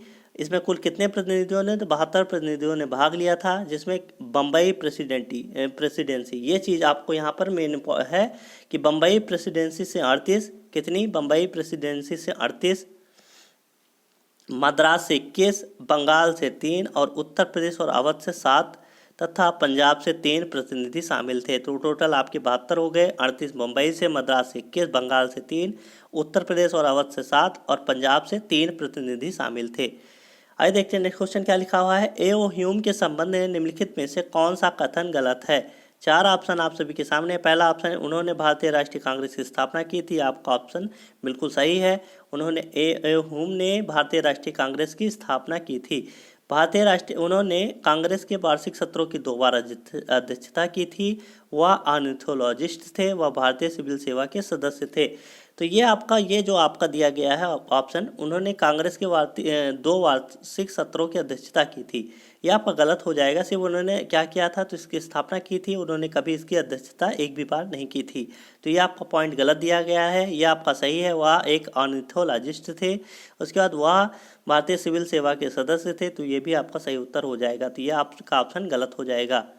इसका नेक्स्ट क्वेश्चन देखते हैं। लिखा गया है लाला लाजपत राय किसके विरुद्ध प्रदर्शन कर रहे थे जब वह पुलिस की नृशंसता का शिकार हुए थे? 4 ऑप्शन आप सभी के सामने हैं। Rowlatt act, Simon commission, Morley Minto सुधार और पिट्स इंडिया एक्ट। यहाँ पर इसकी बात की जाएगी तो आपका क्या हो जाएगा? ये देखिए तो आप सभी के सामने है। तो ये 1928 में क्या हुआ था? साइमन कमीशन का विरोध कर रहे थे, जिसमें पुलिस की लाठियों से क्या हुआ था? तो इनकी मृत्यु हो गई थी। तो ये प्रदर्शन कर रहे थे साइमन कमीशन का, उसी में ये पुलिस की नृशंसता का शिकार हुए थे। तो इस चीज़ को आपको याद कर लेना है। कब? तो साइमन कमीशन 1928 का ये क्या कर रहे थे? विरोध कर रहे थे। माल्य मिंटो सुधार की बात करेंगे तो आपका सही उत्तर क्या हो जाएगा? तो 1919 हो जाएगा। तो इस चीज़ को आपको याद कर लेना है। ये देखते हैं नेक्स्ट क्वेश्चन क्या लिखा हुआ है। क्या लिखा हुआ है? बौद्ध धर्म की प्रथम संगीति कहाँ हुई थी? ये क्वेश्चन आप सभी के पेपर में, ये आपका कौन सा सेगमेंट आ गया? तो ये आपका हिस्ट्री है। हिस्ट्री से, एंशिएंट हिस्ट्री से आप सभी के क्वेश्चन पूछे जाते हैं आपके पेपर में। ये आपके सिलेबस में है। किसमें है? यूपी SSC पीटी में 5 क्वेश्चन आप सभी के हिस्ट्री से पूछे जाएंगे। ये सभी क्वेश्चन आप सभी को कराए जा रहे हैं। तो क्या लिखा है? बौद्ध धर्म की प्रथम संगीति कहाँ हुई थी? कहाँ हुई थी? आइए देख लेते हैं। पहला ऑप्शन है वैशाली, दूसरा ऑप्शन है पाटलिपुत्र, तीसरा ऑप्शन है क्या हो जाएगा? कुंडलवन कश्मीर, चौथा ऑप्शन है राजगृह। तो इसका सही उत्तर क्या हो जाएगा आप सभी का? तो राजगृह में हुई थी। और दूसरी अगर बात की जाए, ये आपकी पहली हो गई। और दूसरा ऑप्शन क्या है? ये देखिए वैशाली है, पाटलिपुत्र है, और ये आपका कुंडलवन कश्मीर हो जाएगा। चौथा ऑप्शन राजगिरी, तो पहला क्या हो जाएगा राजगिरी। उसके बाद यहाँ पर वैशाली में आपकी दूसरी हुई थी, कब, वैशाली में आपकी दूसरी हो जाएगी। और उसके बाद यहाँ पर ये तीसरी पाटलिपुत्र में हो जाएगी, और चौथा आपका कुंडलवन कश्मीर में हो जाएगी। तो 4 संगीति हुई थी, आपको क्रम वाइज याद कर लेना। पहला राजगिरी, दूसरा वैशाली, तीसरा पाटलिपुत्र और चौथा कुंडलवन कश्मीर। इसके बाद यहाँ पर एक्सप्लेनेशन देख लेते हैं। ये देखिए प्रथम की अगर बात की जाए तो 483 ईसा पूर्व राजगिरी में हुई थी। अध्यक्ष कौन थे, तो महाकश्यप। इस सभी के ट्रिक आपको आगे बताई गई है। अगर आपको इजली ये याद नहीं होते हैं, आपको याद क्या करना पड़ेगा, तो ये देखिए ये सन आपको याद करने पड़ेंगे। आपका टेन्यूर जो है याद करना पड़ेगा कब ये हुआ था। तो 483 ईसा पूर्व में राजगिरी में, क्योंकि वो जो आपको लाइन बताई जाएगी उससे आप सभी की ये स्थान, अध्यक्ष और शासक, ये 3 चीज़ें आपकी याद हो जाएंगी आराम से। तो यहाँ पर प्रथम की बात की जाए तो 483 ईसा पूर्व राजगिरी, महाकश्यप अजातशत्रु द्वारा। उसके बाद यहाँ पर 383 ईसा पूर्व, 100 ईसा पूर्व यहाँ पर 100 ईसा पूर्व बाद यहाँ पर हुआ है वैशाली में। कहाँ पर, तो वैशाली में हुआ था। और अध्यक्ष कौन थे, तो सर्वकामी, और यहाँ पर देखा जाए तो कालाशौक थे। तो यहाँ पर तीसरा अगर यहाँ पर देखा जाए तो 247 ईसा पूर्व पाटलिपुत्र में मोगलीपुत्र तिस्य यहाँ पर अध्यक्ष थे, अशोक यहाँ पर शासक थे। और लास्ट आपका तो प्रथम शताब्दी में हुआ था कुंडलवन कश्मीर में, वसुमित्र जी इसके उपाध्यक्ष थे, और अशोघोष जी और कनिष्क यहाँ पर शासक थे। तो देखते हैं आपके ट्रिक क्या लिखा हुआ है। यहाँ पर लिखा है राजा महाराजा आजा। क्या, राजा महाराजा आजा, वैश्या सबका काल है, पटाओ मत आशिक, कुंवर जी कंगाल है। ये आपका क्या है, ट्रिक है, जिससे आप सभी की जितने बौद्ध संगीति हैं 4 यहाँ पर दी गई हैं, इसके अध्यक्ष, साथ ही साथ स्थान और ये शासक आपकी याद हो जाएंगे। समय आपका 483 है, ये चीज़ आपको याद कर लेना है। तो ये आपके पेपर मुख्य रूप से पूछा जाता है। तो इसके हम यहाँ पर देख लेते हैं टेन्योर। ये आपका क्या हो जाएगा, ये देखिए ये हो गया आपका 483 BC में,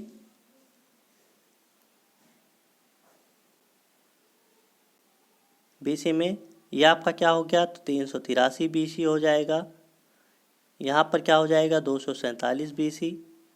और ये आपका लास्ट आपका क्या हो जाएगा, तो ये प्रथम शताब्दी में हुआ था।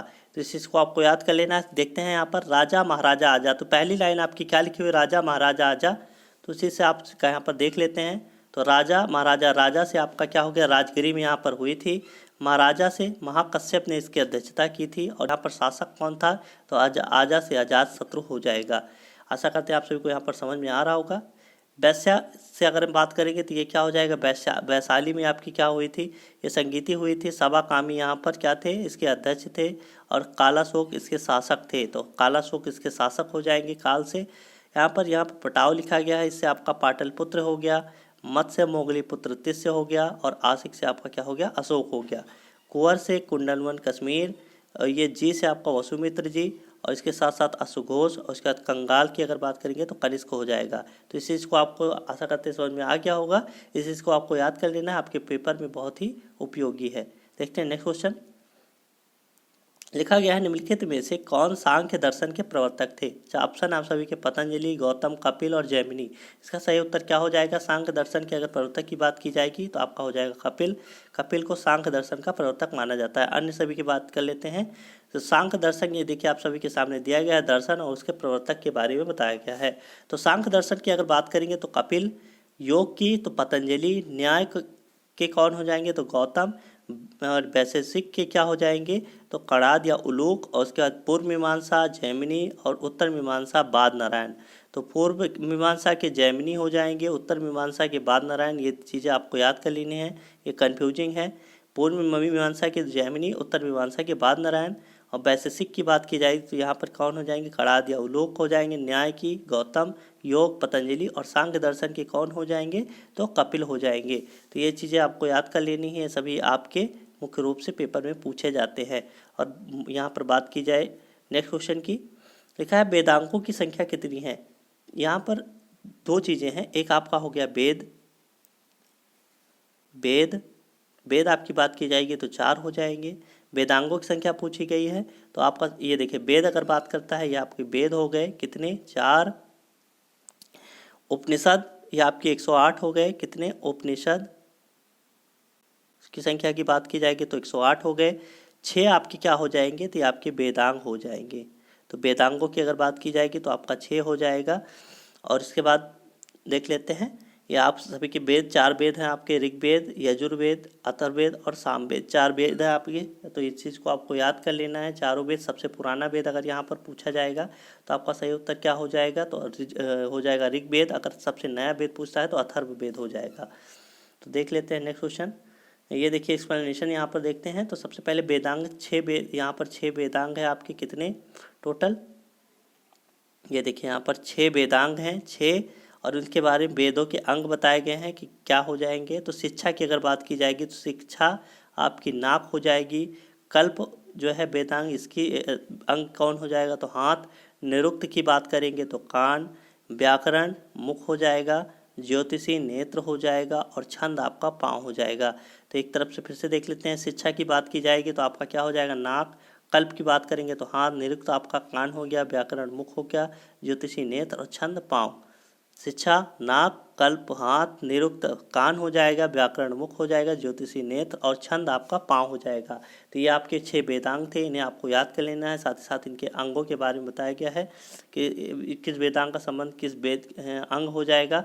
तो इस चीज़ को आपको याद कर लेना है, आपके पेपर में पूछा जा सकता है। देखते हैं नेक्स्ट क्वेश्चन। लिखा है ऋग वैदिक काल में किस नदी का प्राचीन नाम क्या था, तो वितस्ता था।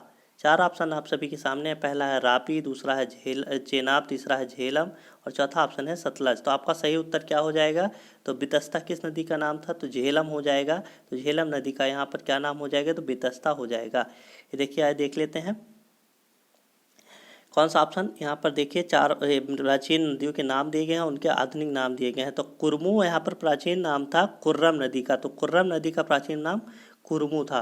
तो कुरमू नदी ये प्राचीन नाम था और आधुनिक नाम कुर्रम हो जाएगा। कुभा की बात की जाएगी तो काबुल और ये नदी है, इससे पहले इसका नाम कुभा था। तो एक तरफ प्राचीन नाम और एक तरफ आधुनिक नाम।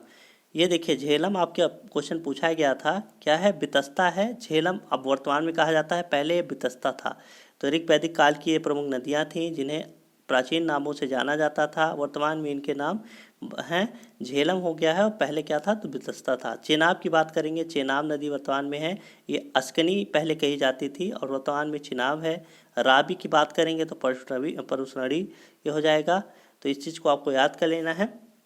सतुद्री की बात करेंगे तो सतलज नदी को सतुद्री कहा जाता था। ब्यास नदी को बिपाशा, तो ब्यास नदी को बिपाशा हो गया। गंडक को सदा नीरा। उसके बाद यहाँ पर घाघर की बात करेंगे तो दृशद्वती हो जाएगा। गोमल की बात करें तो गोमती। और ये आपका देखते हैं नेक्स्ट, ये देखिए आप सभी को दिख रहा होगा, स्वात को क्या कहा जाता था, स्वात नदी को सुवास्तु कहा जाता था। तो मेन आपके कौन कौन से हैं, तो इस चीज़ को आपको झेलम को याद कर लेना है, चेनाब को, रापी को, सतलज को, ब्यास को, एक गंडक को। तो ये सभी, और ये घग्गर हो गया, इस चीज़ को आपको याद कर लेना है। तो ये आपके पेपर में पूछा जाता है, तो इस चीज़ को आपको याद कर लेना है। झेलम की बात करेंगे तो वितस्ता, चेनाब की अस्किनी, राबी की परसुरड़ी और यहाँ पर सतलज की सतुद्री हो जाएगा। और उसके बाद गंडक की बात करेंगे सदा नीरा और घग्गर की दृशद्वती और गोमल यहाँ पर गोमती और स्वात सुवास्तु। तो ये आशा करते हैं आप सभी को ये चीज़ें समझ में आ गई होंगी। आपको अगर ये चीज़ें याद नहीं हो रही हैं तो आपको वीडियो पॉज कर लेना है और उसके बाद इसे ध्यान से देखना है और अपने मन में इसे बैठा लेना है, क्योंकि आपके पेपर की दृष्टि से बहुत ही इंपॉर्टेंट है। देखते हैं नेक्स्ट क्वेश्चन।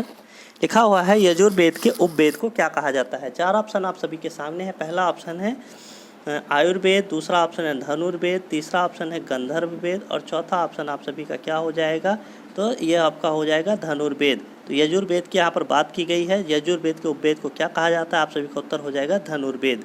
तो धनुर्वेद आपका यजुर्वेद का उपवेद हो जाएगा। आइए देखते हैं क्या लिखा है यहाँ पर।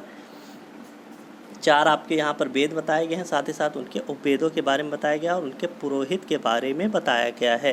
तो इनके पुरोहित के बारे में बताया गया है। तो ये 3 चीज़ें आपकी एक जगह पर हैं, इसे आपको याद कर लेना है, आपके पेपर में पूछा जाएगा।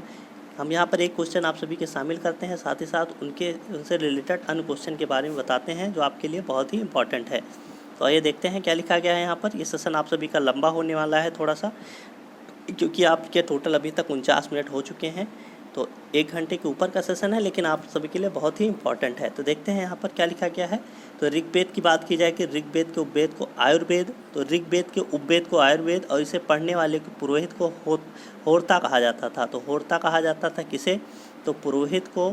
और यजुर्वेद की बात करेंगे तो यहाँ पर धनुर्वेद हो जाएगा। और पुरोहित कौन थे? तो अध्वर्यु को कहा जाता था। इसके पुरोहित को अध्वर्यु कहा जाता था।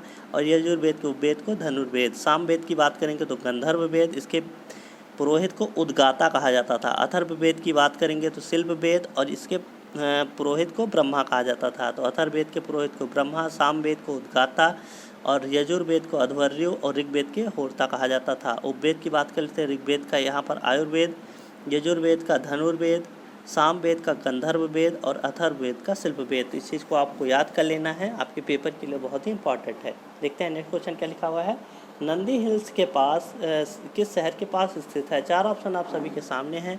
पहला ऑप्शन है उत्तराखंड, दूसरा ऑप्शन है भोपाल, तीसरा ऑप्शन है मैसूर, चौथा ऑप्शन है शिमला। तो इसका सही उत्तर क्या हो जाएगा? नंदी हिल्स की बात की जा रही है, तो आपका सही उत्तर हो जाएगा मैसूर। मैसूर कहाँ पर स्थित है आप सभी का? तो कर्नाटक में स्थित है। तो मैसूर कहाँ पर स्थित है? तो कर्नाटक में स्थित है। कर्नाटक में आपका मैसूर स्थित है। तो ये देखिए नंदी हिल्स कहाँ, किस शहर के पास स्थित है? तो आपका सही उत्तर क्या हो जाएगा? तो कर्नाटक हो जाएगा। इसके बाद यहाँ पर देखते हैं नेक्स्ट क्वेश्चन। लिखा गया निम्नलिखित में से कौन सा दर्रा उत्तराखंड में नहीं स्थित है? तो आप सभी के लिए ये पेपर में मुख्य रूप से पूछा जाता है, दर्रे जो हैं पूछे जाते हैं। ये आपका ज्योग्राफी का पोर्शन है। कहाँ का? तो ज्योग्राफी का, इंडियन ज्योग्राफी का, जो आपको अर्चना मैम द्वारा पढ़ाया जा रहा है। अगर आपने सेशन आप सभी ने इस क्लास को लिया होगा, क्योंकि मुख्य रूप से उन्होंने दर्रे की क्लास, यहाँ पर दर्रे की क्लास ली थी, तो इस चीज़ को आपको पता होगा। तो देख लेते हैं उत्तराखंड में नहीं स्थित है कौन सा दर्रा? लिपुलेख दर्रा है, नीत दर्रा है, माना दर्रा और नाथुला दर्रा। तो सही आंसर क्या हो जाएगा आप सभी का? इसे थोड़ा सा जूम आउट कर लेते हैं। ये आशा करते हैं आप सभी को अब दिख रहा होगा। तो कौन सा दर्रा पूछा गया उत्तराखंड में नहीं स्थित है? तो आप सभी का उत्तर हो जाएगा नाथुला दर्रा, जो कि आपका कहाँ पर स्थित है? तो ये आपका हो जाएगा सिक्किम में स्थित है। तो नाथुला दर्रा कहाँ पर हो जाएगा आपका? तो सिक्किम में स्थित है। बाकी ये 3 दर्रे हैं, लिपुलेख और नीत और माना दर्रा, ये आपके उत्तराखंड में हो जाएंगे। देख लेते हैं, ये आप सभी के सामने हैं, सभी दर्रों के बारे में बताया गया है लाइन वाइज। तो इस चीज़ को आपको याद करते जाना है। तो अगर काराकोरम दर्रा की बात करेंगे तो आपका हो जाएगा जम्मू कश्मीर में। तो जम्मू कश्मीर में काराकोरम दर्रा हो जाएगा।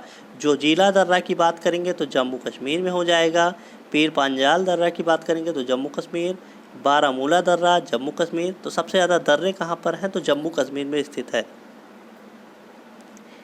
ये आप सभी को दिख रहा होगा। ये बुर्जिल दर्रा की बात करेंगे तो जम्मू कश्मीर।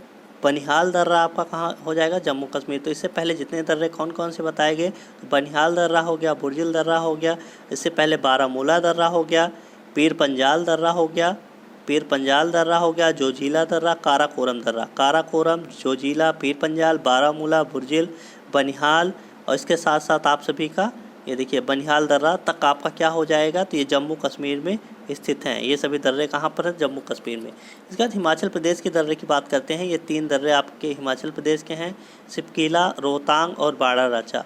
तो इस चीज़ को आपको याद कर लेना है, रोहतांग, बाड़ालाचा और सिपकीला दर्रा आपका कहाँ हो जाएगा? तो हिमाचल प्रदेश में हो जाएगा। इसके बाद यहाँ पर देख लेते हैं नीचे, ये देखिए ये आपका उत्तराखंड वाला जो पूछा गया था आप सभी से। तो माना दर्रा, नीति दर्रा और लिपुलेख दर्रा आपका कहाँ पर हो जाएगा? तो ये उत्तराखंड में हो जाएगा। तो माना दर्रा, नीति दर्रा और लिपुलेख दर्रा आपका कहाँ पर हो जाएगा? तो उत्तराखंड में हो जाएगा। बात करते हैं नेक्स्ट यहाँ पर दर्रे की। ये देखिए आप सभी के सामने दिख रहा होगा नाथुला दर्रा, जो आपके ऑप्शन में दिया गया था, सिक्किम में है। जेलेपला दर्रा आपका सिक्किम में हो जाएगा। और ये देखिए लास्ट में आप सभी का 4 दर्रे दिए गए हैं। कौन कौन से? तो अरुणाचल प्रदेश में बोमडीला दर्रा, यांगयाप दर्रा, दिफू दर्रा और दोमिला दर्रा। तो ये सभी आप सभी के बताए गए हैं। कौन कौन से? तो अरुणाचल प्रदेश में आप सभी के 4 दर्रे स्थित हैं, बोमडीला, यांगयाप, दिफू दर्रा और दुमुला दर्रा। तो ये चीज़ आपको याद कर लेनी है, क्योंकि आपके पेपर के लिए बहुत ही उपयोगी है। दर्रे जो क्वेश्चन आप सभी के पेपर पूछे जाते हैं। तो अर्चना मैम की अगर आपने क्लास नहीं ली है तो आज आप सभी को लिंक जो है डिस्क्रिप्शन में मिल जाएगी। तो दर्रे की जो है लिंक आप सभी को डिस्क्रिप्शन मिल जाएगी, वहाँ पर आप सभी जाकर उस वीडियो तक पहुँच सकते हैं और उसे आप सभी आसानी से देख सकते हैं। और उसमें बताई गई जितनी भी चीज़ें हैं मैप के द्वारा उसे समझाया गया है। तो उस चीज़ को आपको याद कर लेना है, आपके पेपर के लिए बहुत ही उपयोगी है। ये देखते हैं नेक्स्ट क्वेश्चन। लिखा गया है एशिया महाद्वीप का सबसे छोटा देश कौन सा है। एशिया महाद्वीप का सबसे छोटा देश कौन सा है। चार ऑप्शन आप सभी के सामने है। पहला ऑप्शन है वेटिकन सिटी, दूसरा ऑप्शन है अल्जीरिया, तीसरा ऑप्शन है मालदीव, चौथा ऑप्शन है श्रीलंका। तो एशिया बात किसकी की जा रही है यहाँ पर, तो एशिया महाद्वीप की बात की जा रही है। किसकी, एशिया महाद्वीप की जा रही है। उसमें पूछा गया है सबसे छोटा देश, छोटा देश की बात की जा रही है तो आपका सही उत्तर हो जाएगा मालदीव। अगर बड़े देश की बात की जाएगी तो सबसे बड़ा देश आपका क्या हो जाएगा, तो यहाँ पर चीन हो जाएगा। तो बड़ा देश की अगर बात की जाएगी, माफ़ कीजिएगा यहाँ पर ये यहाँ से मार्क हो गया है, ये देखिए। अगर यहाँ पर सबसे बड़े देश की बात की जाएगी, यहाँ पर किसकी, लार्जेस्ट की अगर यहाँ पर बात की जाएगी तो चीन हो जाएगा। और ये आपका क्या हो गया, स्मॉलेस्ट अगर बात की जाएगी स्मॉलेस्ट देश की तो क्या हो जाएगा, स्मॉलेस्ट कंट्री की तो मालदीव। अगर लार्जेस्ट की बात की जाएगी चीन। और किस महाद्वीप की बात की जा रही है आपकी, एशिया की। देख लेते हैं, ये सभी आप सभी को महाद्वीप बताए गए हैं जितने आपके, और इसके बारे में यहाँ पर आप सभी को बताया भी क्या है कि कौन सा देश है बड़ा और सबसे छोटा देश उस यहाँ पर महाद्वीप का क्या हो जाएगा। देखते हैं, एशिया महाद्वीप के बारे में हमने आपको बता दिया। एशिया महाद्वीप में चीन आपका बड़ा देश और मालदीव आपका सबसे छोटा देश हो जाएगा। यूरोप महाद्वीप में आते हैं तो रूस हो जाएगा सबसे बड़ा देश। यूरोप में रूस स्थित है, रूस सबसे बड़ा है। जैसे कि आप सभी को पता है, हमने इससे पहले आपको ट्रिक बताई थी। और चीन अब आगे भारत, तो रूस सबसे पहले है और रूस का जो है क्षेत्रफल सबसे अधिक है। तो अगर विश्व में बात किया जाएगा तो रूस जो है सबसे बड़ा देश हो जाएगा, सबसे अधिक क्षेत्रफल वाला देश हो जाएगा। इस चीज़ को आपको याद कर लेना है। वेटिकन सिटी की बात की जाएगी तो सबसे छोटा देश हो जाएगा यूरोप महाद्वीप का। तो यूरोप महाद्वीप में सबसे बड़े देश, सबसे बड़ा देश रूस और सबसे छोटा देश वेटिकन सिटी हो जाएगा। अफ्रीका की बात करेंगे तो अफ्रीका महाद्वीप की बात करेंगे तो अल्जीरिया आपका क्या हो गया, सबसे बड़ा देश। और मेन ओटो आपका क्या हो जाएगा, सबसे छोटा देश हो जाएगा। मेन ओटो आपका सबसे छोटा देश, अल्जीरिया आपका सबसे बड़ा देश हो जाएगा। उत्तरी अमेरिका की बात करेंगे तो कनाडा आपका क्या हो गया, कनाडा आपका सबसे बड़ा देश और सेंट पीरे आपका सबसे छोटा देश हो गया। तो इस चीज़ को आपको याद कर लेना, आपके पेपर में ये पूछा जा सकता है, आपके पेपर के लिए बहुत इंपॉर्टेंट है। ये सभी क्वेश्चन आप सभी के लिए लाए जाते हैं क्योंकि ये क्वेश्चन आप सभी के लिए बहुत ही उपयोगी हैं। इसके बाद यहाँ पर देख लेते हैं दक्षिण अमेरिका की बात करेंगे। दक्षिणी अमेरिका की तो ब्राज़ील सबसे बड़ा देश हो जाएगा और फॉकलैंड यहाँ पर सबसे छोटा देश हो जाएगा। तो फॉकलैंड सबसे छोटा देश, सबसे बड़ा देश ब्राज़ील। दक्षिणी अमेरिका महाद्वीप की बात करें। ऑस्ट्रेलिया की बात करेंगे तो ऑस्ट्रेलिया सबसे छोटा देश और नौरू यहाँ पर ऑस्ट्रेलिया सबसे बड़ा देश और नौरू आपका सबसे छोटा देश हो जाएगा। तो एक बार फिर से रिकॉल कर लेते हैं। एशिया महाद्वीप की बात करेंगे तो चीन सबसे बड़ा और मालदीव सबसे छोटा। यूरोप की बात करेंगे रूस सबसे बड़ा और वेटिकन सिटी सबसे छोटा। अफ्रीका की बात करेंगे तो अल्जीरिया सबसे बड़ा, मेन ओटो सबसे छोटा। और उत्तरी अमेरिका की बात करेंगे तो कनाडा सबसे बड़ा, सेंट पीरे सबसे छोटा। दक्षिण अमेरिका की बात करेंगे ब्राज़ील सबसे बड़ा, फॉकलैंड सबसे छोटा। और ऑस्ट्रेलिया की बात करेंगे ऑस्ट्रेलिया सबसे बड़ा और नौरू सबसे छोटा। तो इस चीज़ को आपको याद हो गया होगा। आइए देखते हैं नेक्स्ट क्वेश्चन। पूछा गया अलकनंदा और पिंडार नदी के संगम को क्या कहा जाता है। किसे, तो अलकनंदा और पिंडार नदी के संगम को क्या कहा जाता है। तो देख लेते हैं क्या हो जाएगा। यहाँ पर चार ऑप्शन आप सभी के सामने हैं। देवप्रयाग क्या हो जाएगा, देवप्रयाग, रुद्रप्रयाग, देवप्रयाग, रुद्रप्रयाग, कर्णप्रयाग और विष्णुप्रयाग। तो इसका सही उत्तर क्या हो जाएगा, आप सभी के सामने है देवप्रयाग, रुद्रप्रयाग, कर्णप्रयाग और विष्णुप्रयाग। तो इसका सही उत्तर क्या हो जाएगा आप सभी का, क्या हो जाएगा यहाँ पर, तो अलक नदी और पिंडार नदी की आपकी बात की जा रही है। तो ये आपका सही उत्तर क्या हो जाएगा। इसके बाद आप सभी की एक्सप्लेनेशन भी इसके बारे में दी गई है, तो इस चीज़ को आपको मुख्य रूप से देख लेना है। तो इसका सही उत्तर आपका हो जाएगा कर्णप्रयाग। अगर बात किसकी की जा रही है, अलकनंदा और पिंडार नदी की बात की जा रही है। इसके बाद यहाँ पर देख लेते हैं भारत के प्रमुख प्रयाग हैं और उनके संगम दिए गए हैं। तो इस चीज़ को आपको देख लेना है। ये चार आपके प्रयाग है और साथ ही साथ उनके संगम के बारे में बताया गया है। तो देखते हैं, तो देवप्रयाग की अगर बात की जाएगी तो भागीरथी और अलकनंदा नदी है, इनका संगम है, उसे क्या कहा जाता है, तो देवप्रयाग कहा जाता है। तो भागीरथी, अलकनंदा ये आपका हो जाएगा। और अलकनंदा नदी जो है आप सभी की कॉमन है क्योंकि ये आकर इन सभी नदियों में मिलती है, तभी यहाँ पर संगम होता है और उस जगह को एक विशेष नाम दिया गया है, विशेष प्रयाग के नाम से उसे जाना जाता है। तो अलकनंदा यहाँ पर नदी आती है, भागीरथी से मिल जाती है, तो आपका देवप्रयाग हो जाएगा। अलकनंदा नदी और मंदाकिनी नदी का आपका क्या हो जाएगा, रुद्रप्रयाग हो जाएगा। और पिंडार नदी और अलकनंदा नदी को कर्णप्रयाग, और धौली गंगा और अलकनंदा में आपका विष्णुप्रयाग है।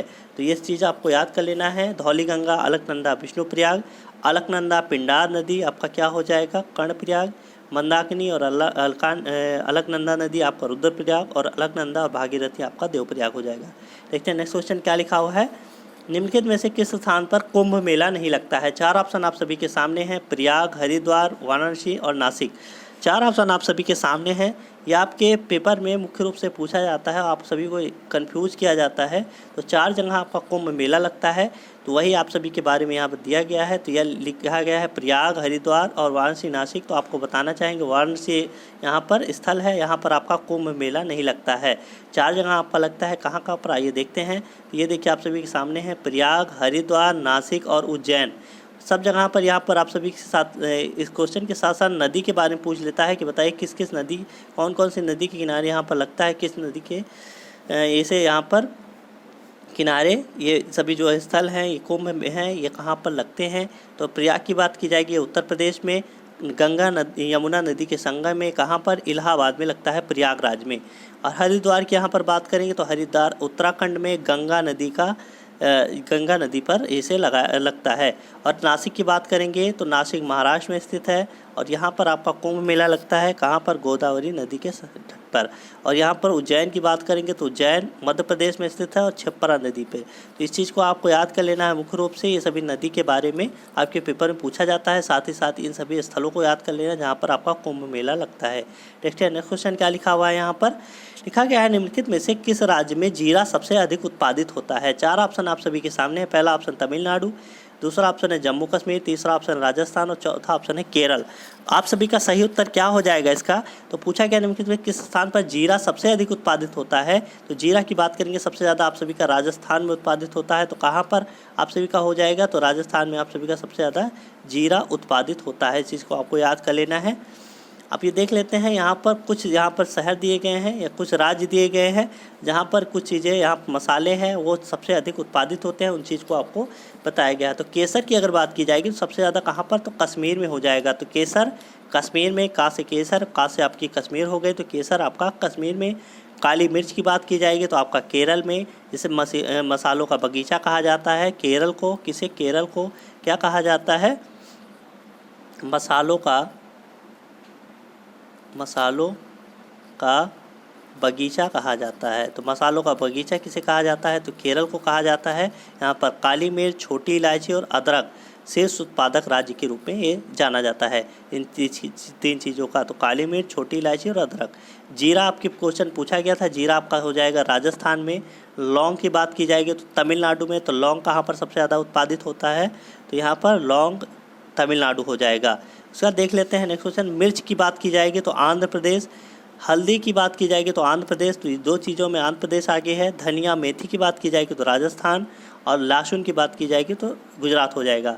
तो आशा करते हैं ये चीज़ें आप सभी के लिए उपयोगी हैं, आपको याद हो गई होंगी। मूव करेंगे अपने नेक्स्ट क्वेश्चन की ओर। लिखा गया निम्नलिखित में से किसने विटामिन ए की खोज की थी? तो किसने विटामिन ए की खोज की थी इसके बारे में पूछा गया। होलकट, मैकुलन, फंक और हॉपकिंस। तो आपका सही उत्तर क्या हो जाएगा? अगर यहाँ पर बात की जाएगी विटामिन किसकी, तो विटामिन ए की बात की जाएगी। तो विटामिन की अगर यहाँ पर पूछा जाता है तो विटामिन का आपका क्या हो जाएगा? तो फंक। यहाँ पर आप सभी को बताना चाहिए, अगर यहाँ पर आपसे पूछा जाता है बताइए विटामिन की खोज किसने की थी, तो आपका सही उत्तर क्या हो जाएगा? तो फंक हो जाएगा। अगर यहाँ पर पूछता है विटामिन ए की तो आपका सही उत्तर क्या हो जाएगा? मैकुलन। आइए देख लेते हैं एक्सप्लेनेशन। विटामिन की अगर बात की जाएगी तो ये आपका क्या हो जाएगा? फंक हो जाएगा। अगर यहाँ पर मैकुलन की बात करें तो इन्होंने दो विटामिन की खोज की थी, ए तथा बी की। तो ए तथा बी विटामिन की खोज किसने की थी? तो मैकुलन ने की थी। तो विटामिन ए, विटामिन बी की खोज मैकुलन ने, विटामिन सी की खोज होलकट ने, जिसे एस्कॉर्बिक एसिड कहा जाता है। ए का रासायनिक नाम क्या है? रेटिनॉल है। बी का क्या है आपका सभी का क्या हो जाएगा? तो थायमिन हो जाएगा। और डी का क्या हो जाएगा यहाँ पर? तो कैल्सीफेरॉल हो जाएगा। तो इस चीज़ को आपको याद कर लेना है। विटामिन डी का क्या हो जाएगा? तो हॉपकिंस हो जाएगा। विटामिन बी की मैकुलन, और मैकुलन ने ही इसकी खोज की थी। विटामिन की अगर बात की जाएगा तो फंक ने। तो इस चीज़ को आपको याद कर लेना है। विटामिन अगर सिर्फ आपसे पूछा जाता है तो आपका सही उत्तर क्या हो जाएगा? तो फंक हो जाएगा। अगर विटामिन ए की बात की जाएगी तो मैकुलन, विटामिन बी की बात की जाएगी तो मैकुलन, विटामिन सी की बात की जाएगी तो आपका होलकट हो जाएगा। और विटामिन डी की यहाँ पर आपकी बात की जाती है क्या? विटामिन डी की बात की जाती है तो आपका सही उत्तर हो जाएगा हॉपकिंस। आशा करते हैं आप सभी को ये चीज़ें समझ में आ गई होगी। आइए देखते हैं नेक्स्ट क्वेश्चन। लिखा गया है रोल्ड गोल्ड, जो आपका नकली सोना भी कहा जाता है, ये मिश्र धातु है, इसका घटक कौन कौन सा है? 4 ऑप्शन आप सभी के सामने है, लेड और टीन, कॉपर और एल्यूमिनियम, लोहा और कार्बन, चौथा ऑप्शन है तांबा और जस्ता। तो इसका सही उत्तर क्या हो जाएगा? तो Cu यानी कॉपर और एल्यूमिनियम क्या है? इसके घटक हैं किसके? रोल्ड गोल्ड के। आइए देखते हैं नेक्स्ट क्वेश्चन। निम्नलिखित में से किसका उपनाम देश बंधु था? 4 ऑप्शन आप सभी के सामने हैं। पहला ऑप्शन महात्मा गांधी, दूसरा ऑप्शन है बाल गंगाधर तिलक, तीसरा ऑप्शन है चित्तरंजन दास और चौथा ऑप्शन है लाला लाजपत राय। तो इसका सही उत्तर क्या हो जाएगा? तो देश बंधु के अगर पूछा जाए तो चित्तरंजन दास हो जाएगा। महात्मा गांधी की बात करेंगे तो इन्हें क्या कहा जाता था? तो नंगा फकीर, विंस्टन चर्चिल ने कहा था, नंगा फकीर उपनाम से इन्हें जाना जाता है। बाल गंगाधर तिलक की बात करेंगे तो ये आपका हो जाएगा लोकमान्य, लोकमान्य उपनाम से इन्हें जाना जाता है। लाला लाजपत राय की बात करेंगे तो इन्हें क्या? पंजाब केसरी के नाम से जाना जाता है। तो इस चीज़ को आपको याद कर लेना है। अन्य जो आपको जानकारी दी गई है, चित्तरंजन दास की बात करेंगे तो आपका क्या हो जाएगा? आपके पेपर क्वेश्चन में पूछा गया था, तो देश बंधु हो जाएगा। देखते हैं नेक्स्ट क्वेश्चन। लिखा है निम्नलिखित में से किस उपकरण से पौधों की वृद्धि मापी जाती है? तो पौधों की वृद्धि की बात की जाएगी, किस उपकरण के द्वारा मापी जाती है? 4 ऑप्शन आप सभी के सामने हैं, टोकोमीटर, रेन गेज, क्रेस्कोग्राफ और सेक्सटेंट। तो 4 ऑप्शन आप सभी के सामने है, इसका सही उत्तर क्या हो जाएगा? तो पौधों की वृद्धि मापी जाती है क्रेस्कोग्राफ द्वारा। तो इस चीज़ को आपको याद कर लेना है, क्रेस्कोग्राफ द्वारा पौधों की वृद्धि मापी जाती है। आइए देख लेते हैं, यहाँ पर कुछ उपकरण हैं और साथ ही साथ उनके कार्य बताए गए हैं, तो उनके द्वारा किस चीज़ की कौन सा चीज़ मापा जाता है। तो बैरोमीटर से आपका वायु दाब हो जाएगा। स्टेथोस्कोप से आपके हृदय और फेफड़े की गति सुनने के लिए प्रयोग किया जाता है डॉक्टरों द्वारा। कार्डियोग्राम की बात करेंगे तो हृदय गति की जांच के लिए कार्डियोग्राम उपकरण का प्रयोग किया जाता है। इसके बाद आप देख लेते हैं हाइड्रोमीटर के बारे में बताया गया है। हाइड्रोमीटर से आपका क्या हो जाएगा? तो द्रव की अपेक्षिक घनत्व मापा जाता है। मैनोमीटर द्वारा पौधों की जड़ों के दाब की माप की जाती है। तो मैनोमीटर द्वारा पौधों की जड़ों की माप, रेन गेज द्वारा वर्षा का मापांक, रिक्टर स्केल द्वारा पौधे की तीव्रता की माप, भूकंप की तीव्रता की माप रिएक्टर स्केल पे की जाती है। लैक्टोमीटर से आपका दूध की शुद्धता की माप हो जाएगी। और फैदोमीटर द्वारा आपकी समुद्र की गहराई, अगर किसी समुद्र की गहराई मापनी है तो किस यंत्र का प्रयोग किया जाएगा, किस उपकरण का? तो फैदोमीटर हो जाएगा। इसके बाद यहाँ पर देख लेते हैं और ऑप्शन यहाँ पर दिए। एनोमीटर द्वारा हवा की गति, हाइग्रोमीटर द्वारा आपके आर्द्रता मापी जाएगी वायुमंडल की, सिस्मोग्राफ द्वारा भूकंप मापी यंत्र है ये। उसके बाद सेक्सटेंट, ये आपके पेपर पूछा जाता है, बहुत बार पूछा गया, एसएससी के पेपर पूछा गया था। तो आपको सेक्सटेंट, ये 2 वस्तुओं की कोणीय दूरी की माप, तो 2 वस्तुओं की कोणीय दूरी की माप सेक्सटेंट द्वारा। अमीटर द्वारा क्या हो जाएगा? विद्युत धारा की माप। ओडोमीटर द्वारा पहियों के द्वारा तय की गई दूरी, किसी वाहन द्वारा तय की गई दूरी ओडोमीटर द्वारा मापी जाती है। और यहाँ पर क्रेस्कोग्राफ जो आपके क्वेश्चन में पूछा गया था, पौधों की वृद्धि की माप। टेकोमीटर द्वारा वायुयान की गति की माप और स्पेग्नोमैग्नोमीटर द्वारा रक्तदाब की माप की जाती है। तो इस चीज़ को आपको याद कर लेना है। ये सभी यंत्र आप सभी के उपकरण आपके पेपर में पूछे जाते हैं, मुख्य रूप से इस चीज़ को आपको देख लेना है। यह आपका हमें लगता है आखिरी क्वेश्चन है। यस, तो ये देख लेते हैं। लिखा क्या है? क्या ISI किस देश की गुप्तचर संस्था है? तो यहाँ पर बात किसकी की गई है? ISI की पूछा गया है किस देश की? पाकिस्तान, ईरान, इजराइल, रूस। 4 ऑप्शन आप सभी के सामने हैं। तो ISI किस देश की गुप्तचर संस्था है? तो इसका सही उत्तर हो जाएगा पाकिस्तान। आइए देख लेते हैं, यहाँ पर विश्व की प्रमुख जो है गुप्तचर संस्थाएं हैं, सभी देशों के बारे में आपको बताया गया है। तो ISI की अगर बात की जाएगी तो आपका क्या हो जाएगा? पाकिस्तान हो जाएगा। अगर CIA या FBI की बात की जाती है तो आपका सही उत्तर क्या हो जाएगा? USA हो जाएगा। तो CIA और FBI क्या हो जाएगा? USA। IB और CBI भारत की हो जाएंगी, साथ ही साथ रॉ जो है वो भी आपकी भारत की हो जाएगी। और नाइचो जापान की। अल मुखबरात क्या हो जाएगा? इराक का हो जाएगा। सवाक कहाँ का हो जाएगा? तो ईरान का। मोसाद कहाँ का? तो इजराइल का। और मुखबरात मिस्र का हो जाएगा। और KGB और गुरु जो है GRU आपका कहाँ से हो जाएगा? तो रूस से। तो इस चीज़ को आपको याद कर लेना है। भारत की अगर हम बात करें अपने भारत देश की तो रॉ, CIA और FBI हो जाएगा। पाकिस्तान की क्या होगा? तो ISI आपके क्वेश्चन पूछा गया था। USA की बात करेंगे यहाँ पर, ये भारत का IB और CBI और रॉ हो जाएगा। CIA FBI का कहाँ का हो जाएगा? तो USA का हो जाएगा। और नाइचो जापान का। अल मुखबरात इराक का। मोसाद इजराइल हो जाएगा। तो मोसाद कहाँ की गुप्तचर संस्था है? तो इजराइल की। मुखबरात कहाँ की है? अल मुखबरात की अगर बात की जाएगी तो आपका इराक हो जाएगा, और सिर्फ मुखबरात यहाँ पर देता है तो मिस्र का हो जाएगा। इस चीज़ को आपको याद कर लेना है। और KGB और GRU यहाँ पर क्या हो जाएगा, तो रूस का हो जाएगा। सवाक कहाँ का हो जाएगा, तो ईरान का। तो आपको ये सेशन पसंद आया होगा। 30 क्वेश्चन आप सभी को अल्टीमेट तरीके से बताए गए, जिसमें आप सभी की एक्सप्लेनेशन भी शामिल थी। आशा करते हैं आप सभी को ये सेशन और इससे दी गई जानकारी आप सभी के लिए बहुत ही उपयोगी होगी। तो आप सभी को, अगर आपने हमारे channel study with Tiwari ji को अभी तक सब्सक्राइब नहीं किया है तो इसे आज ही सब्सक्राइब कर लीजिए। और साथ ही साथ आपको ये सेशन पसंद आए तो इसे लाइक और शेयर ज़रूर कीजिए और इस सेशन को पूरा देखिए। तो मूव करेंगे आज के इस सेशन के बाद। अब आप सभी को टोटल कितने सेगमेंट कराए जा चुके हैं, तो 10, ये आपका 10वां पार्ट था। टोटल आप सभी के यहाँ पर 300 क्वेश्चन हो गए हैं, रोज़ आपके 30 क्वेश्चन मिला के, साथ ही साथ उसकी एक्सप्लेनेशन को मिलाएं तो आप सभी के यहाँ पर बहुत सारे क्वेश्चन ऐसे हो गए हैं। तो आपके 1000 क्वेश्चन के ऊपर आपकी जानकारी दी जा चुकी है। तो इस चीज़ को आपको देखना है। रोज़ आपके नए पार्ट लाए जाते हैं जिसमें 30 क्वेश्चन आप सभी को बताए जाते हैं। तो आज के लिए बस इतना ही। अगर आपको हमारा ये वीडियो पसंद आया है, हमारे द्वारा दी गई जानकारी आपके लिए हेल्पफुल है, आपने किसी भी गवर्नमेंट एग्ज़ाम की फॉर्म भरा है, तो आप सभी के लिए जानकारी आपके हर पेपर में मुख्य रूप से GS का पोर्शन आता है, जिसमें आप सभी को 25 क्वेश्चन से लेकर जितने भी क्वेश्चन उसके सिलेबस में वो पूछे जाते हैं और आप सभी के लिए बहुत ही उपयोगी होते हैं। तो इस चीज़ को आपको क्या करना है, हमारे channel study with Tiwari ji को सब्सक्राइब कर लेना है और क्या करना है, हमारे वीडियो को लाइक और शेयर कर देना है।